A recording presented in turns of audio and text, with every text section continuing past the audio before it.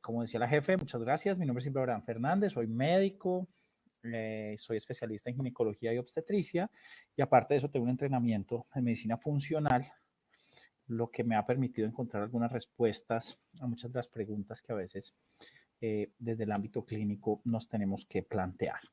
Quiero decirles que este es un tema crítico, es un tema que puede de alguna manera impactar en distintos ámbitos distintos al solamente clínico y por tanto quiero decirles que no existe ningún conflicto de interés en esta charla que vamos a presentar. Lo que está aquí es lo que la evidencia científica y sobre todo el marco normativo o el marco legal para nuestro país nos invita a seguir y nos recomienda seguir.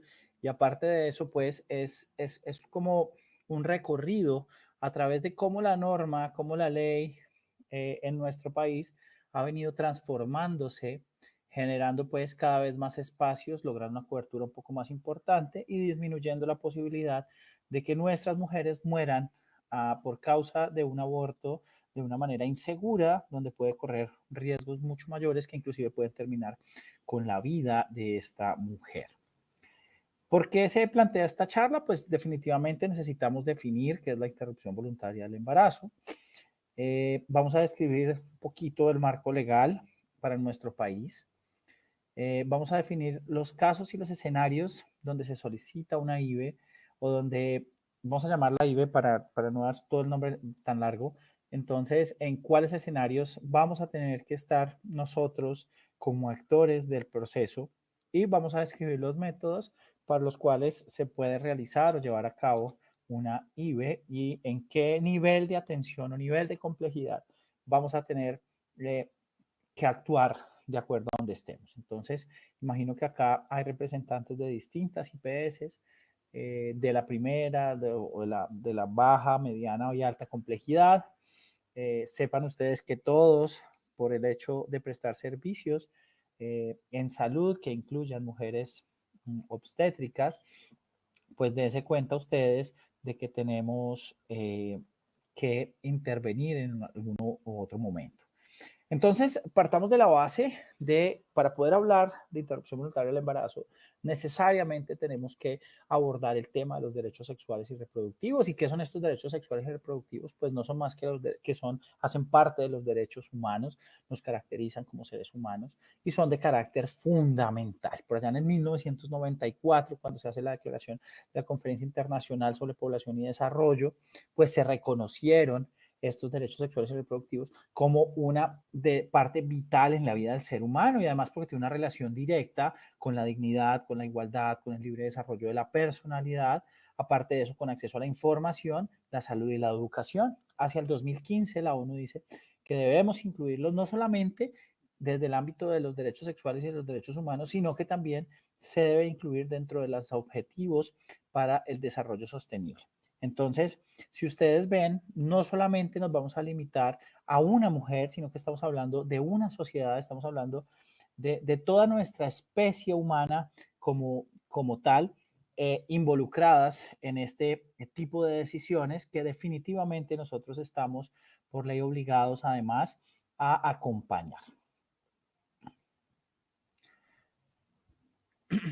¿Cuáles son estos derechos sexuales entonces y reproductivos? Pues es el derecho a la intimidad personal, igualdad de sexo y género, respetar las decisiones, recuerden, esto voy a decirles un primer momento referido solamente a las mujeres, pero recuerden que con las nuevas actualizaciones que ha venido teniendo, y me refiero con esto a la resolución 051 del año pasado, ya se incluyen algunos otros no escenarios, pero sí otros actores que también van a tomar lugar sin que sean denominados necesariamente mujeres. Recordemos que hacia el principio de la generación de esta norma, las mujeres eran el único, digamos, clúster donde iban a caer todas las definiciones, pero sabemos que existen personas con posibilidad de gestar que no necesariamente se identifican como mujeres y que también deben ser incluidas dentro del marco de la interrupción voluntaria del embarazo.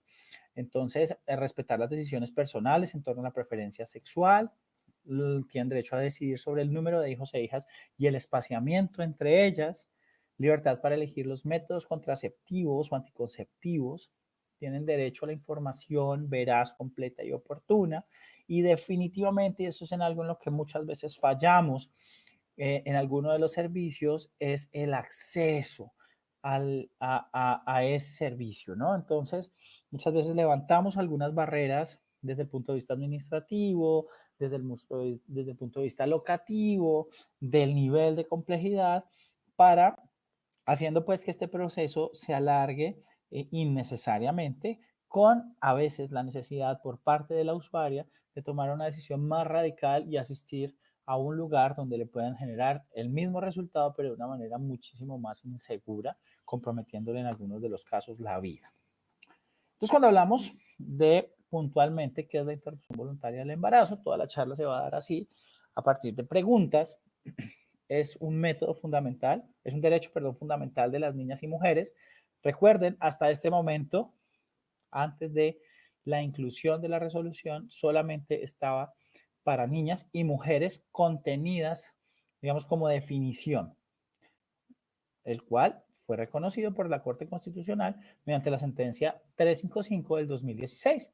Y recuerden que existían tres causas básicas o tres causales que eran las premisas máximas para poder ejecutar un proceso de interrupción voluntaria del embarazo, que no era tan voluntario realmente, porque era cuando con la continuación del embarazo constituye un peligro para la vida, o sea, ya hay un condicionamiento directo, tanto sea para la vida de la salud de la mujer, y eso lo debía certificar un médico.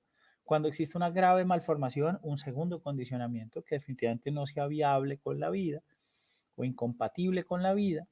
Y en tercer lugar, cuando el producto de eso o el resultado de esa gestación haya sido por un evento de acceso carnal o un acto sexual no consentido o una inseminación artificial no consentida o transferencia de óvulos sin consentimiento o incesto. Entonces, digamos que estas tres eran las causales, pero definitivamente ya era un condicionamiento, así que no había nada de voluntariedad hasta ese momento con respecto a tomar una decisión. Como les decía anteriormente, estas son las tres causales, entonces aquí las vamos a desglosar un poquito más. Peligro para la vida y salud de la mujer, ¿a qué hace referencia? A que, o qué necesitaba o necesita la mujer, porque recordemos que esta sentencia sigue vigente actualmente por encima de las 24 semanas. Estas tres causales ya dejaron o perdieron de alguna manera vigencia hasta la semana 24, pero si la mujer decide tomar una decisión como interrumpir su gestación por encima de la semana 24, sí y siempre sí debe cumplir para la ley claramente uno de estos tres requisitos. Entonces, o caer en una de estas tres causales o las tres o cualquiera que ésta sea.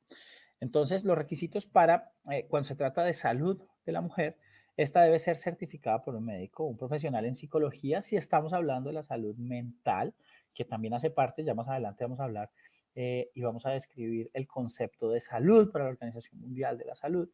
El profesional certifica que existe una posibilidad de daño, pero realmente, finalmente, es la mujer quien decide el nivel de riesgo o peligro que está dispuesta a asumir, ¿de acuerdo? Y que le permita hasta dónde le puede permitir a la gestación que altere su bienestar. Las malformaciones incompatibles con la vida es un certificado, pues, un certificado que emite un profesional de la salud, alguno de los actores de cualquier nivel de complejidad. Esto es algo de los nuevos cambios que tiene la norma. No necesariamente requiere que sea un especialista en perinatología o en ginecología y obstetricia. Y definitivamente, pues, si el producto es de un acceso carnal o un acto sexual sin consentimiento abusivo o lo que habíamos anteriormente, la transferencia de óvulos fecundados no consentidos, pues entonces ahí sí necesitaría una denuncia, copia de la denuncia, excepto que la mujer sea menor de 14 años. En estos casos, pues se presume ya de entrada para la ley de que existe un acceso carnal violento. Mujeres víctimas de violencia en el marco del conflicto armado. Y definitivamente, pues este es otro de los grandes tópicos que, por ejemplo, en nuestro país, sin duda ha generado bastantes, digamos, afluencia de pacientes, afluencia de usuarias por el conflicto en el que nosotros nos encontramos. Otra cosa es el tema de territorialidad. Salir muchas veces del territorio donde están estas mujeres es difícil y eso también, pues de alguna manera, limita el acceso de las mujeres a este tipo de servicios. Entonces, para la Organización Mundial de la Salud, ¿qué es la salud? Pues es un estado de completo bienestar, pero miren, no es solamente físico, también es mental y social. Y no es solamente la ausencia de enfermedad. Entonces, en ese orden de ideas, nuevamente vamos a retomar el tema de las causales. Entonces, cuando yo hablo de que se pone en riesgo la salud, no solamente es que ponga en riesgo la salud por una condición médica específica o biológica específica, también el no tener con qué o no tener certeza de con qué puede sostener o no la vida de un nuevo hijo, pues también es una causal que afectará a su salud o mentalmente o desde el punto de vista de su salud mental, también se va a ver afectada de una u otra manera. Eso solamente lo determinará la paciente y podemos recibir el apoyo, como les decía anteriormente, de un profesional de salud mental para, digamos, asegurar ese diagnóstico. Entonces la Corte, ¿qué decidió en la sentencia? Ya esta es una primera modificación a la norma, a la 355, aparece en el 2022 la sentencia C055, donde dice, mire, vamos a despenalizar, y les coloco en rojo despenalizar, porque es que hasta antes de esta fecha, pues una interrupción de la gestación antes de las 24 semanas o en cualquier momento, si no cumplía con estas tres causales, pues era objeto de penalización, como desde el punto de vista del aborto. Pero entonces, a partir del 2022, con esta sentencia nueva que emite la Corte, nos dicen que la mujer puede tomar la decisión de interrumpir ahora sí, un poco más voluntariamente, la gestación con un límite de edad gestacional de 24 semanas. Y en esta charla no vamos a entrar a discutir o a generar un debate a partir de cuándo hay vida, qué es más difícil, si hacia el final o hacia el principio de la gestación, etcétera, etcétera. No vamos a entrar a discutir eso porque pues definitivamente hay demasiada tela de donde cortar en ese tipo de, de debates y no es el propósito pues inicial de esta charla que entremos a discutir ese tipo de condiciones.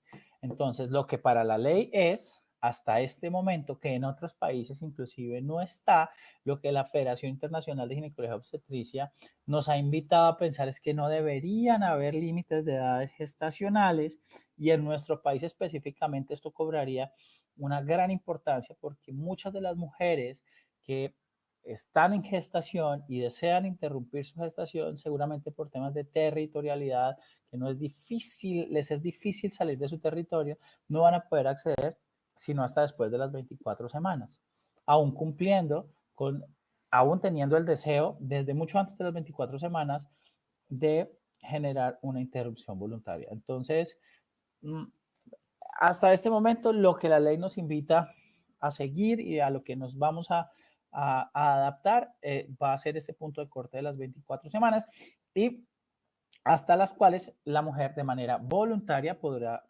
solicitar la interrupción de su gestación. Después de este periodo, 24 semanas o más, o sea, 24 semanas más un día, más dos, más 3 días, 28, 30, 36 semanas, 40 semanas, si la mujer decide tomar esta decisión, debe estar amparada y entrar dentro de una de las causales que ya anteriormente les mencioné, que fueron las que en principio se describieron en la 355 del 2006. ¿Qué otras modificaciones hace? Pues en la sentencia 055 le pide al Congreso y al Gobierno Nacional que en el menor tiempo se formule una política integral y que los elementos de esta política cuenten con divulgación clara de las opciones que tienen las mujeres gestantes antes, durante y después del embarazo, la eliminación de cualquier obstáculo o barrera que vulnere los derechos sexuales y reproductivos y debe favorecer los insumos para la anticoncepción y la prevención del embarazo no deseado. Además, que se deberían generar programas masivos de educación integral en sexualidad para todas las personas. Eso realmente no se cumple a carta cabal. Entonces, nos hemos, digamos que, dedicado solamente o hemos enfocado todas las baterías y hemos enfocado todos los esfuerzos a que las mujeres no se mueran, claro, haciendo un aborto seguro, totalmente de acuerdo, pero ¿qué tantos embarazos estamos previniendo para que la mujer no tenga que llegar a esa decisión? Esa es una pregunta que cada uno de ustedes se debe generar desde su escenario, desde su lugar, desde su propia humanidad. ¿Qué tanto está trabajando usted por su comunidad para garantizar una educación efectiva en términos de sexualidad a las personas en edad fértil que eventualmente puedan resultar en una gestación? Entonces, eso es una pregunta. Como entes territoriales, ¿qué estamos haciendo? ¿Qué estamos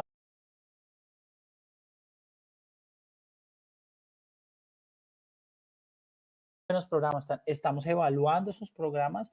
¿Estamos edificando sobre las cosas que ya tenemos algo nuevo para lograr más cobertura, para lograr más eficacia, para lograr más eficiencia? Entonces, ese tipo de preguntas debe respondérselas cada uno.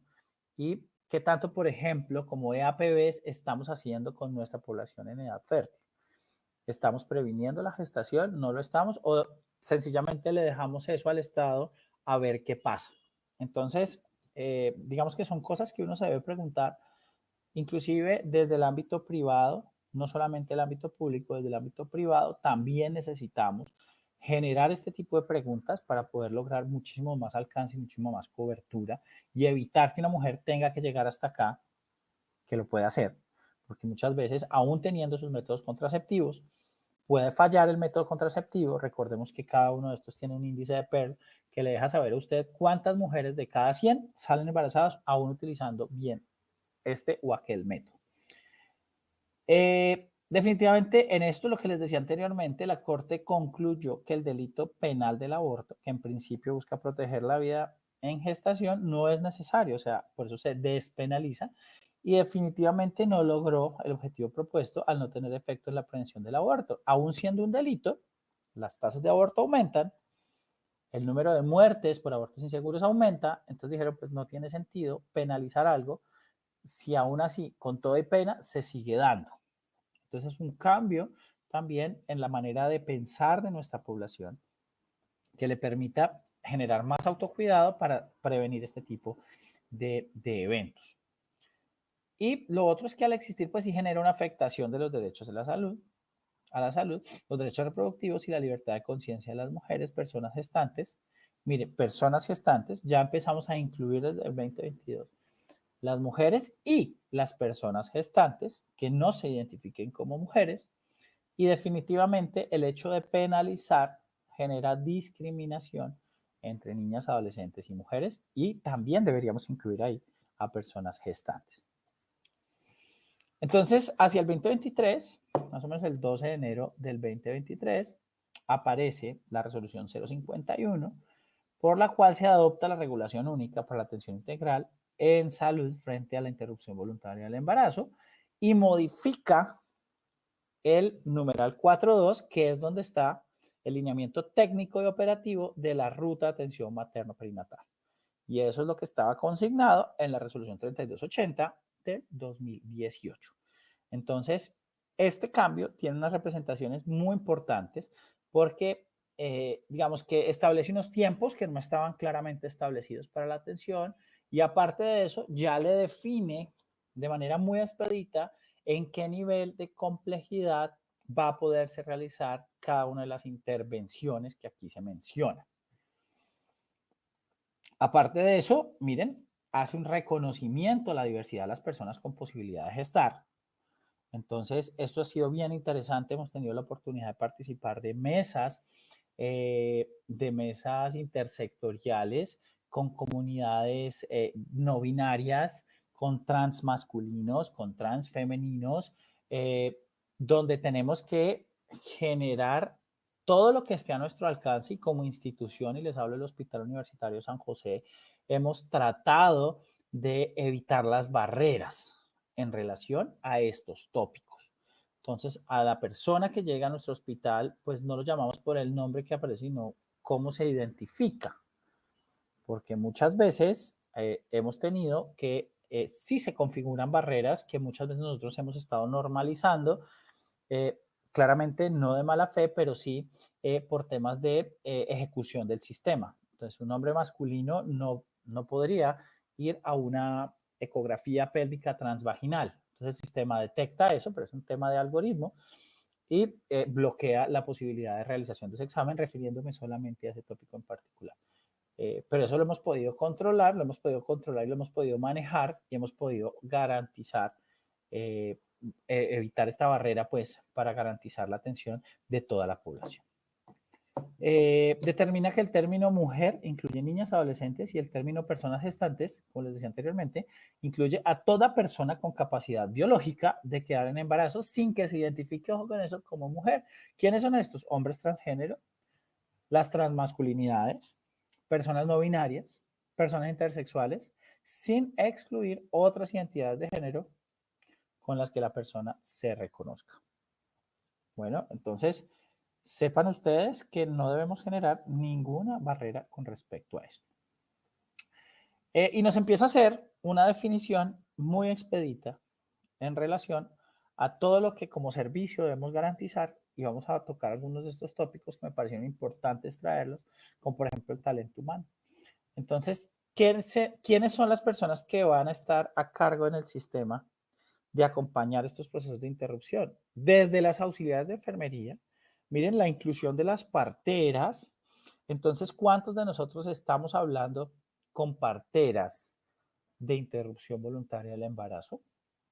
Entonces, yo creo que es el momento de que empecemos a también salir, usar a salirnos de los muros, irnos al medio extramural y ubicar a las gestoras de salud del ámbito rural y también empezarlas a involucrar con este tema, porque también están tomando parte. Y recuerden que, sobre todo en nuestro departamento, donde tenemos tantos pueblos ancestrales, a tan poca distancia de acá, sabemos que la medicina local es mucho más efectiva que la de nosotros en términos de confianza.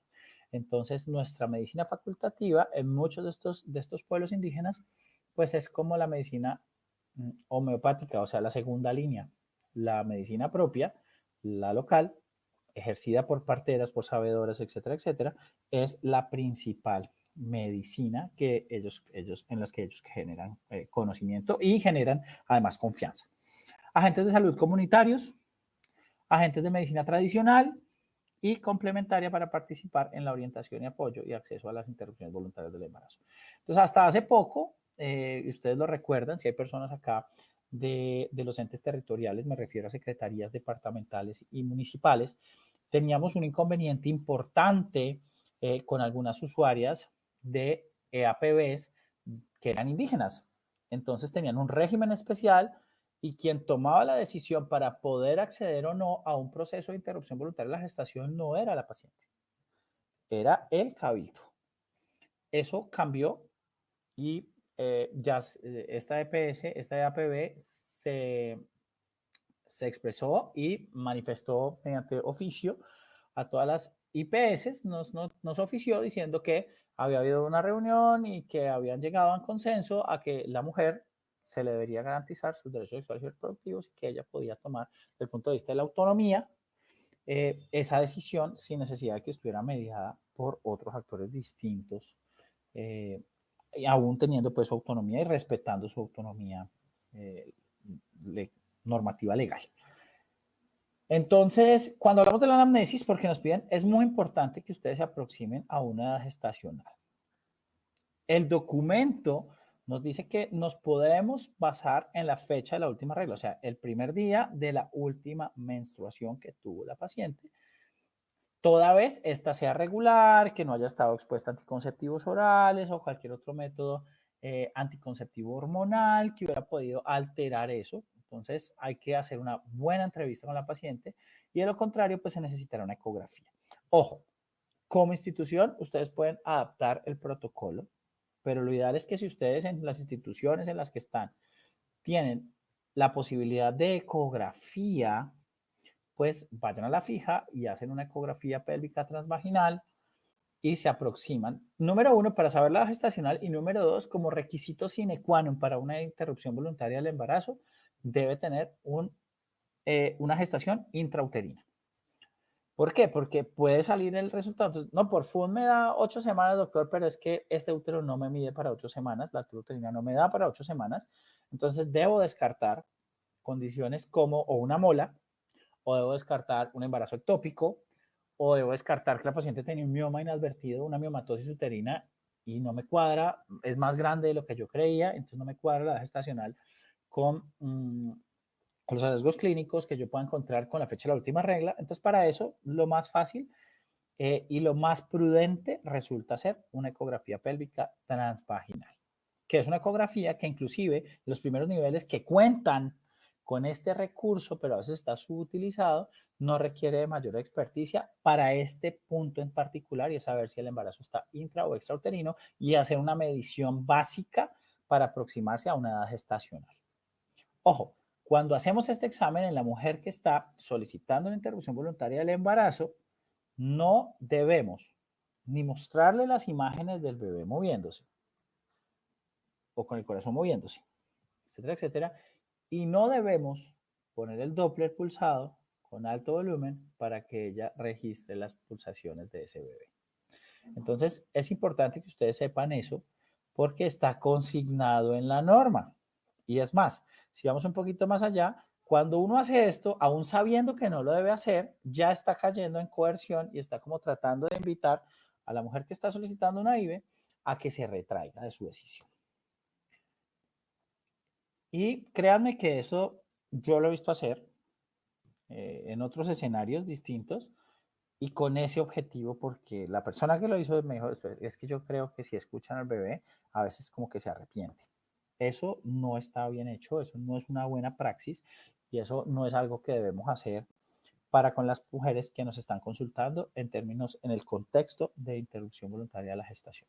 Como les decía anteriormente, el examen físico, la altura uterina nos ayuda, pero hay que descartar otras condiciones subyacentes como las que les mencioné anteriormente. Hay que ver el útero en qué posición está, porque los úteros que están flejados hacia atrás, pues va a ser mucho más difícil aproximarse a una altura uterina, va a ser mucho más difícil acceder a ellos y va a ser mucho más difícil poder saber o hacer una medición más expedita de la edad gestacional basados en el crecimiento del útero. Entonces, para todo esto, pues tenemos la opción de la ecografía transvaginal, que digamos que es mucho más asequible y cada vez es mucho más fácil de conseguir una ecografía pélvica transvaginal en nuestros servicios de urgencias. Y aparte de eso nos dice, debe brindar orientación y asesoría. El ambiente donde se genere esta consulta debe ser un ambiente óptimo, no puede ser en medio de todas las pacientes. Entonces yo no puedo coger a 6 pacientes que están ahí sentadas y la número 3 es la paciente que me solicita y enfrente de todas decir, usted es la señora que viene a una interrupción voluntaria de la gestación. Vea, señora, por acá, para ver si usted quiere tomar esa decisión o no. Necesito que hablemos o hablamos ahí mismo enfrente de las demás. No. Debe haber un ambiente privado, un ambiente ameno, un ambiente cálido que les permita hacerlo. No imponer juicios ni creencias, esto es súper importante. En ese momento, el profesional a cargo de esta intervención no debe condicionarse. Y más adelante vamos a hablar del tema de la objeción de conciencia. Si la persona es objetante, inmediatamente detecta la solicitud, debe remitir y debe saber además que debe remitir, no solamente remitir, sino a quién le debe remitir esa usuaria de manera oportuna para que se le ejecute su solicitud. Eso es muy importante. Y no existe y no puede existir. Y en el marco legal no va a existir ningún, porque no, o sea, no lo permite la ley, ningún centro de atención, ni privado ni público, en el que todos los actores de ese centro sean objetantes. No puede.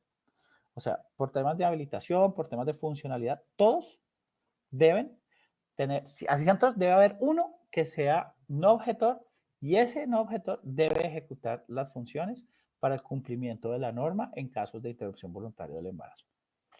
Otra cosa es que y el acompañamiento, o no, depende de la solicitante. Entonces, si ella desea estar sola, atravesar el proceso sola, pues lo podrá hacer. Si desea estar acompañada, lo podrá hacer. ¿De quién? De quien ella elija. De quien ella elija. ¿Los menores de edad entonces pueden acceder a una interrupción voluntaria del embarazo? La respuesta es sí.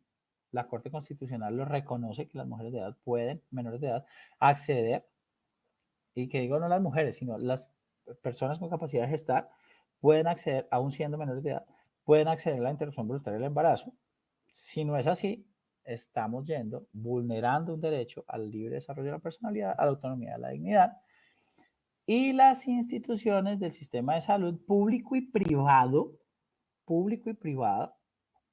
que celebren contratos para la atención de mujeres, o sea, cualquier servicio con prestación de servicios ginecológicos u obstétricos, está en la obligación de respetar la decisión de la menor y por lo tanto no requiere consentimiento o autorización de los padres o tutores para garantizar. Y se presume que si es menor y menos de 14 años, está inmersa como una causal de salud sexual, de violencia sexual.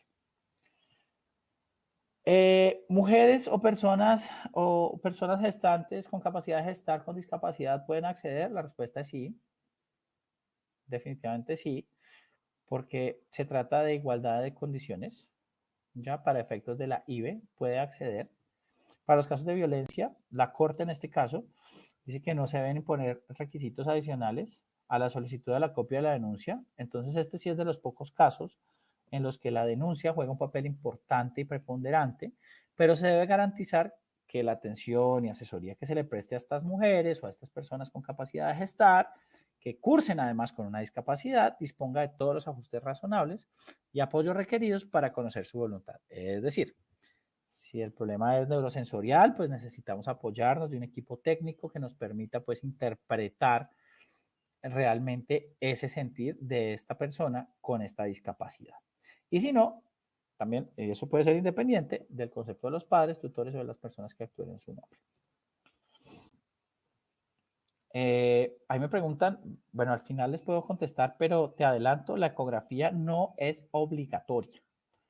No es obligatoria, pero sin duda se constituye como un elemento diagnóstico muy importante, sobre todo en casos en los que no tenemos certeza de que la gestación sea intrauterina. Entonces, como les digo, esto es una guía, pero ustedes deben adaptarlo e individualizarlo a cada una de sus usuarias. ¿Y qué pasa con los migrantes? Que es una condición bastante frecuente hoy por hoy en nuestro país. Pues las mujeres gestantes tienen total derecho y acceso a solicitar una interrupción voluntaria de la gestación. Si está en condición regular, maravilloso, maravilloso, porque está incluido dentro del plan de beneficios. Pero si no, igual no tenemos derecho a levantar una barrera desde el punto de vista administrativo por no estar regularizada su tránsito por nuestro país. Pero entonces, y además, ¿por qué? Porque todas estas acciones son consideradas como esenciales, son de carácter urgente y además están exentas de cobro. Así que no puedo decirlo si se lo hacemos por particular, no. El Estado tiene que garantizar a estas mujeres en condición de migración también la posibilidad de acceso sin ninguna barrera. Entonces, ¿qué barreras nos encontramos normalmente? Servicios colapsados, todos estos temas de PGPs son barreras que no deben existir. No deben existir. Y es el momento en el que empecemos a articularnos con los niveles de complejidad más bajos y no solamente, no es que yo soy nivel 2, yo solo le puedo mandar al nivel 3. Yo soy nivel 3, yo no le puedo volver ninguna paciente al segundo nivel, yo se lo tengo que mandar al cuarto nivel. No. Yo puedo tranquilamente definir el manejo en un primer nivel y poder articularme con la red de hospitales local y manejar esa paciente. Entonces, ¿quiénes están obligados? Pues todas, lo que le decía anteriormente. Y esto no solamente es para las IPS, también es para las EPS. Entonces, ojo con los temas de las autorizaciones. No se debe generar ninguna barrera. Se debe garantizar el acceso y el goce efectivo del derecho a la salud y se debe brindar información clara, oportuna y basada en la evidencia que permite a las personas con capacidad de gestar, mire que ya cambiamos el término a las mujeres, sino a las personas con capacidad de gestar, tomar una decisión libre y voluntaria. Cuando hacemos eso, les estamos garantizando a nuestras usuarias en términos de personas con capacidad de gestar, la posibilidad eh, de un acompañamiento seguro, efectivo y muchísimo más, desde el punto de vista de la salud pública, más eficaz. Aparte de que también tenemos que garantizar un método contraceptivo posterior al evento obstétrico. Y entonces aquí están obligados los actores que son los que administran todos los recursos. Entonces, pues a brindar una atención libre de discriminación, sin intención de presionar o coaccionar la decisión de la persona con capacidad de gestar. Ojo, ojo, no quiero escuchar, por ejemplo, o por favor, si escuchan a alguien, invítenlo muy cariñosamente a que evite utilizar cosas como aquí no vienen a planificar abortando, porque lo hemos escuchado en distintos contextos. Entonces, o el aborto no es un método de planificación, ojo, porque ahí ya se están emitiendo juicios y esa persona puede incurrir en una falla importante desde el punto de vista civil y desde el punto de vista penal.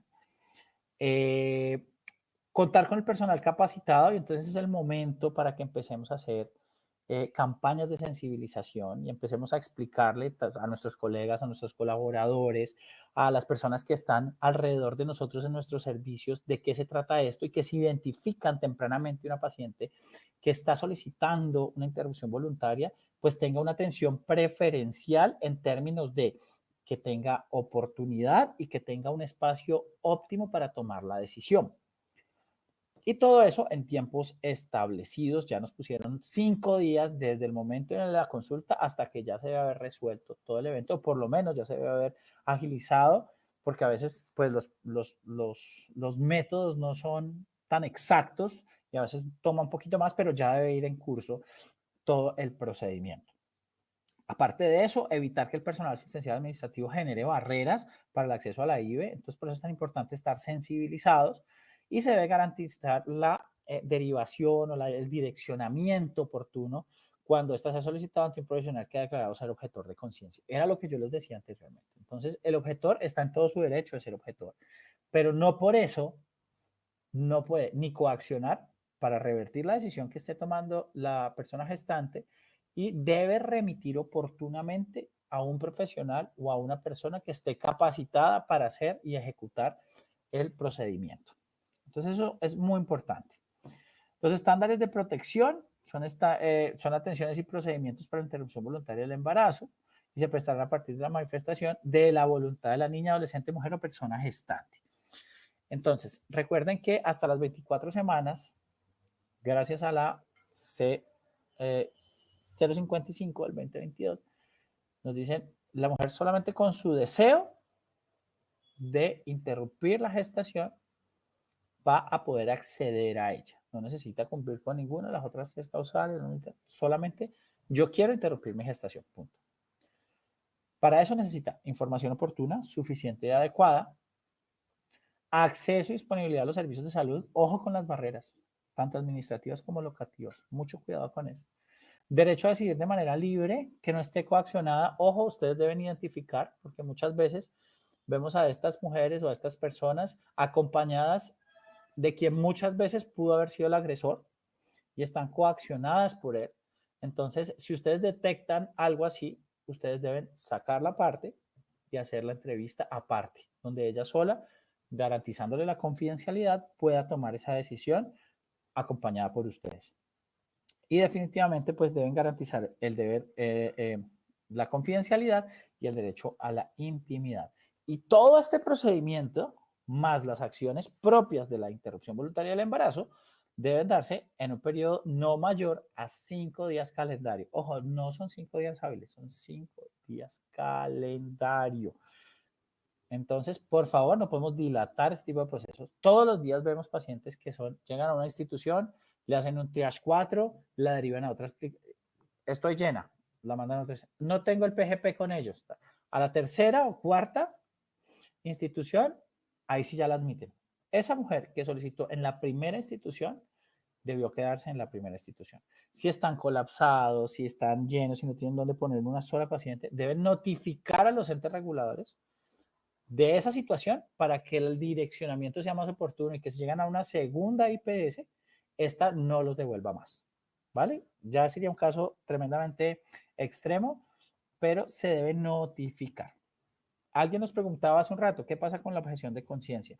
¿Qué es eso? Pues es un mecanismo de derecho constitucional por el medio del cual una persona, en razón de sus convicciones, de sus creencias, dice, no, yo no voy a seguir esta norma y yo me hago a un lado.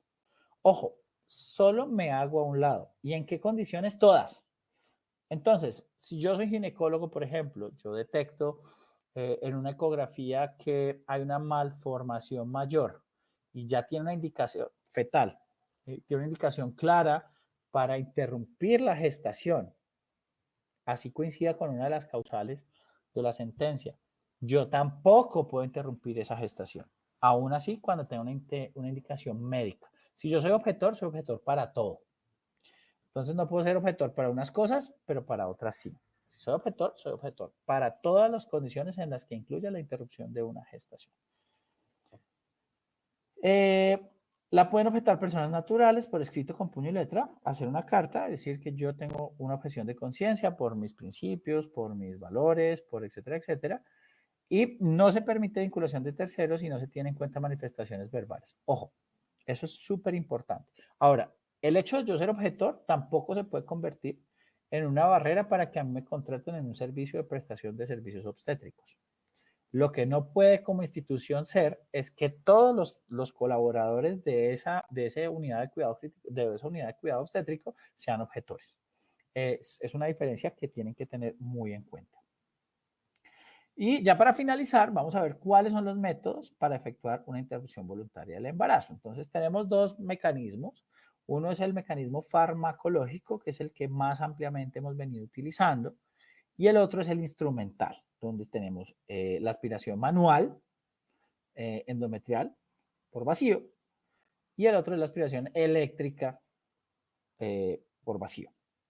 Entonces, estos dos son métodos interesantes, son fáciles de hacer, no necesitan tener una capacitación y una certificación expedida por ningún ente territorial, ni por ningún fabricante, ni por nadie, simplemente que ustedes garanticen que saben utilizar el elemento para su aplicación correcta y segura, pero no necesitan una certificación especial, ni con número de horas, ni con nada de eso.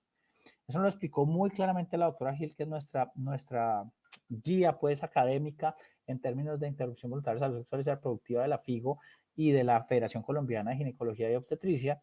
Entonces la doctora dijo, no necesitan absolutamente nada de eso, simplemente con que se les enseñe a los residentes a manejarlo. Entre los colegas, quien no está bien, se refuercen y se hagan algunas acciones de generación de capacidades para que aprendan a manejar estos métodos que son realmente muy sencillos. Con eso basta para poder aplicar el método de manera segura.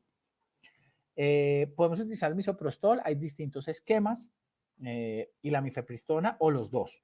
Lo que hoy por hoy nos está planteando la norma es que utilicemos en principio mifepristona. El problema es que no es muy fácilmente asequible a todos los centros de salud y posteriormente utilicemos un esquema de misoprostol. Hay esquemas como los de la FIGO, donde son un poquito más agresivos. Nosotros somos de la escuela que utilizamos un poquito más de misoprostol que mifepristona, con unos resultados pues muy buenos. O si vamos a ir a instrumental, pues podemos usar el ameo eléctrico o manual.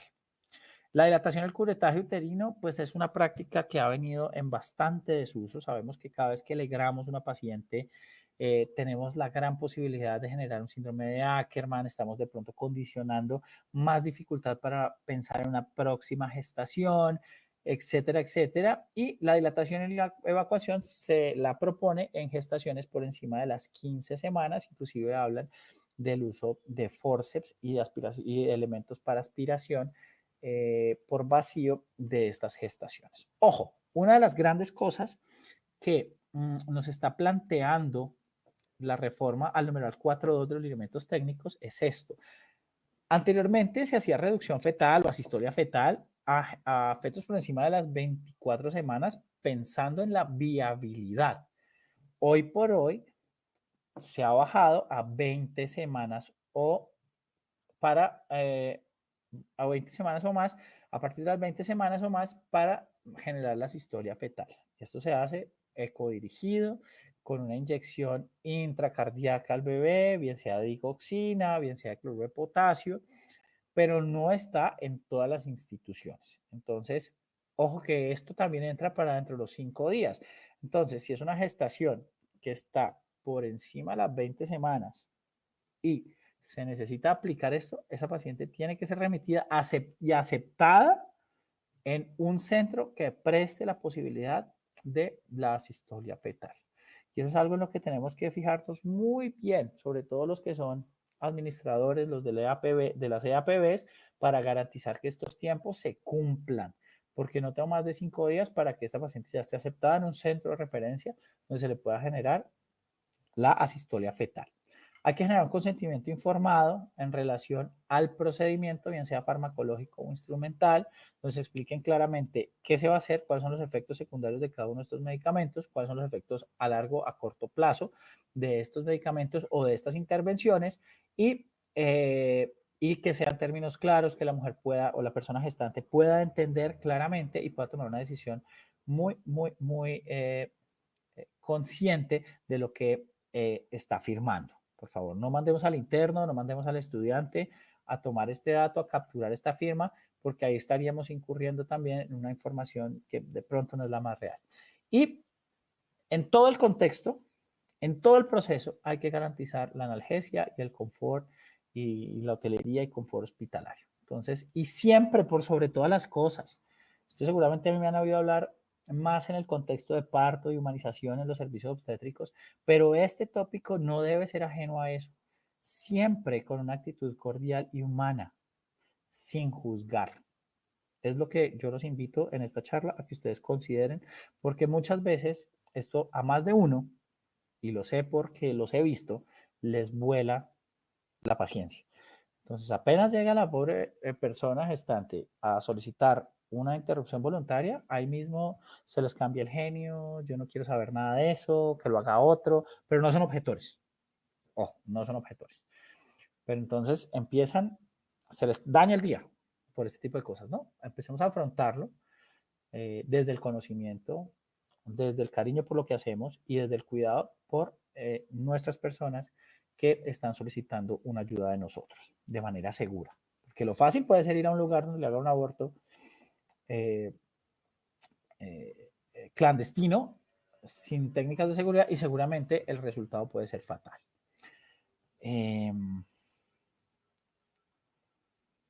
¿Cuándo y en dónde? Entonces, lo que nos dice la norma es, si de 0 a 10 semanas está la gestación, con paso crítico, pues se puede dar un manejo inclusive ambulatorio y puede estar en todos los niveles de complejidad, pero preferiblemente esta mujer puede, o esta persona gestante, puede tener acceso más fácil, con una oportunidad mucho mayor, a los niveles básicos de atención, donde se le va a garantizar un manejo ambulatorio. Recuerden, eso no es inmediato. O sea, empezamos el proceso, debemos garantizarle intrahospitalariamente la colocación del medicamento, si vamos a utilizar un esquema farmacológico, y la paciente se puede egresar, pero eso no es inmediato. Hay que explicarle que le van a dar dolores, que va a sangrar, cómo va a ser ese sangrado, puede ser que le dé fiebre, puede ser que le dé daño de estómago, puede ser que le dé escalofríos, que esos son eventos, y sobre todo le vamos a garantizar también una analgesia.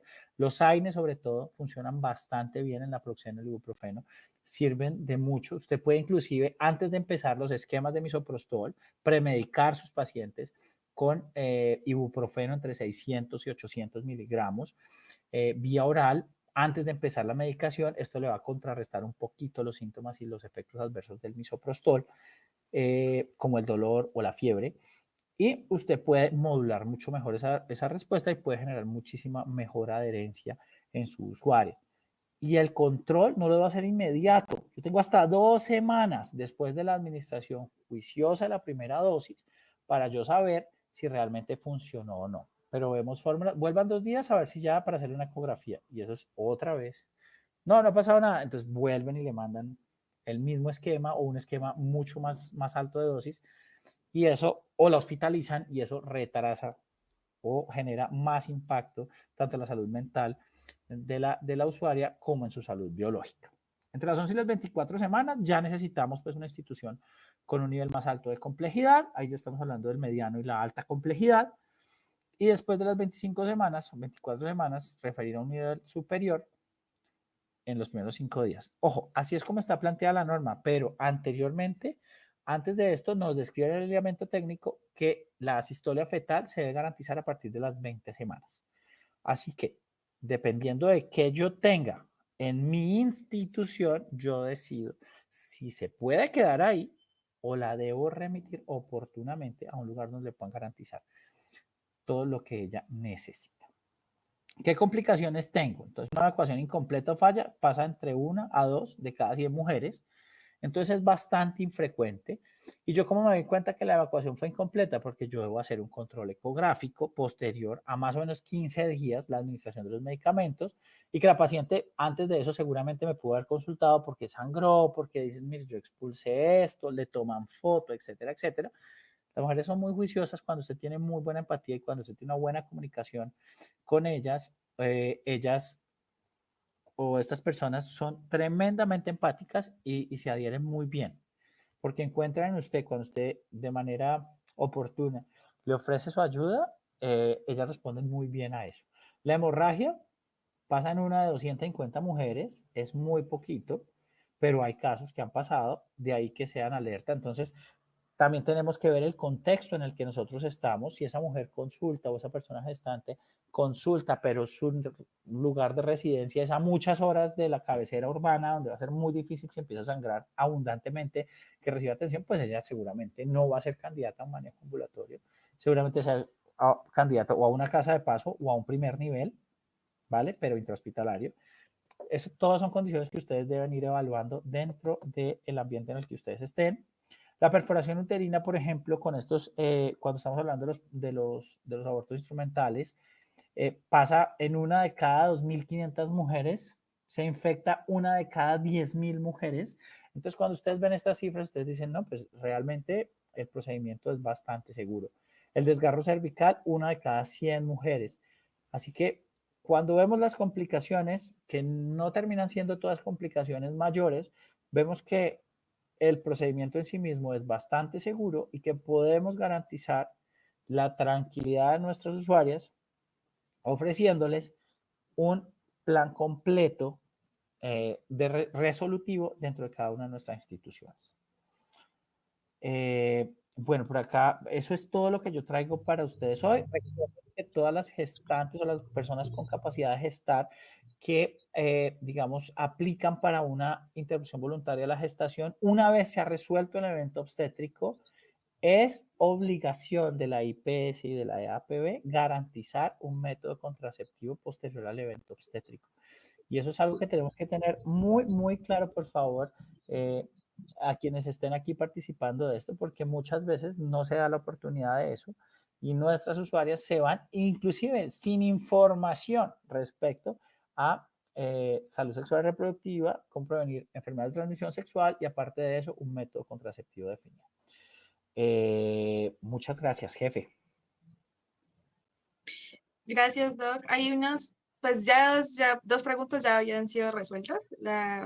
Queda una que dice, quiero conocer su opinión sobre los avances y desafíos en la implementación de la IVE en Colombia y cómo se pueden fortalecer las políticas públicas. Esa es una gran pregunta, ¿no? Yo pienso que los avances se tienen que dar y se están dando, pero todo depende de qué tanto nosotros como actores principales del sistema estemos afrontando esos cambios. Yo creo que va a llegar el momento en el que vamos a decir, no, ya no van a ser 24, seguramente subimos a 32, y después no, ya no son 32, ya son 40 semanas, como en muchas partes del mundo, que ya no hay esas brechas de edades gestacionales.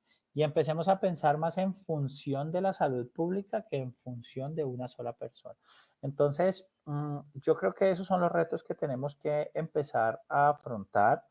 Sí, definitivamente yo considero que yo no puedo con esto, que yo no me puedo, pues también es bueno y está bien que lo manifieste a su equipo de trabajo y que sepa que cuando esta persona esté, pues este tipo de casos no le van a llegar porque la salud mental también del profesional cuenta. Recuerden que cada vez que hablamos de todos estos procesos y nos vamos un poquito más allá, que hablamos del duelo perinatal, o los escenarios en los que muchas veces en los servicios obstétricos nos tenemos que mover, quienes estamos trabajando en servicios obstétricos, entre un cubículo y otro, las dos condiciones pueden ser totalmente diferentes. En uno podemos tener una mujer que está intentando una interrupción voluntaria del embarazo y en el siguiente cubículo seguramente estamos acompañando a una mujer que está abortando de manera involuntaria y de manera espontánea su quinto embarazo y no ha podido lograr una gestación a término. Entonces, saltar de esos contextos todo el tiempo también puede afectar de manera importante nuestra salud mental y yo pienso que uno de los grandes avances que podemos hacer es empezar a incorporar también herramientas que nos ayuden a garantizar la salud no solamente mental de nuestra usuaria, sino también de nosotros. La siguiente dice, ¿el aborto voluntario puede afectar un embarazo deseado más adelante? Pues mira, eventualmente sí, desde dos puntos de vista. Número uno, depende a qué tipo de intervenciones esta mujer haya sido expuesta cuando, o esta persona gestante haya sido expuesta cuando asumió esa decisión de la interrupción voluntaria. Si por alguna razón terminó en un legrado o un procedimiento un poco más abrasivo de la capa interna del útero, que es el endometrio, pues esta mujer sí puede tener algún tipo de condiciones que puedan hacer más difícil una segunda gestación. Y otra cosa, y eso sí lo hemos visto muy frecuentemente, es que cuando no se da un buen acompañamiento al proceso de interrupción voluntaria del embarazo, se generan en la mujer sentimientos de culpa que cuando intentan una segunda gestación, esta vez deseada, con otras condiciones totalmente distintas a la primera que tuvieron que interrumpir, empiezan esos sentimientos a jugar en contra de ella. Es decir, empiezan sentimientos de culpa, yo porque hice esto y ahora tengo miedo de que pierda mi bebé porque ya perdí uno.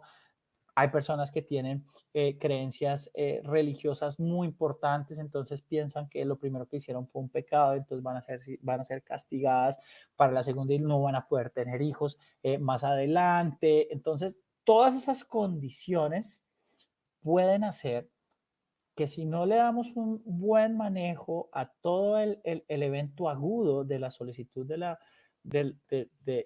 la interrupción voluntaria, eh, podamos también experimentar o estas personas puedan experimentar sensaciones muy desagradables en el futuro que no les permitan gozar, por ejemplo, de una maternidad plena en un siguiente intento. Entonces, por eso les digo que tenemos que ser muy cuidadosos, estar muy sensibilizados y aproximarnos con mucho respeto y con mucha seguridad a estas mujeres que vamos a acompañar, a estas personas gestantes que vamos a acompañar en el proceso para que todas esas huellas se minimicen y que en el futuro seguramente puedan disfrutar de maternidades muchísimo más conscientes.